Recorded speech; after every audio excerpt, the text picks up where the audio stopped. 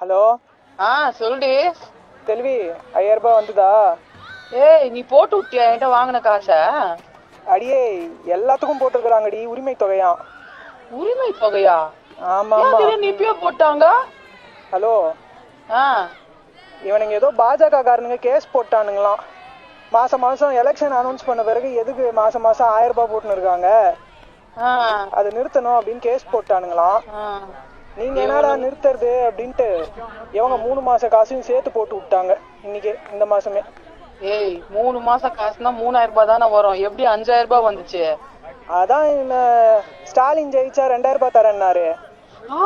சொன்னாரு. ஆமா, அதுதான் இப்பயே போட்டு விட்டாங்க அந்த 2000 சேர்த்து.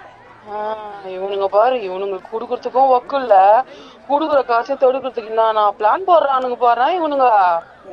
இந்த அதிமுக காரணங்களும் பாஜக காரணங்களோட சேர்ந்துன்னு கேஸ் வேற போட்டுருக்கானுங்க.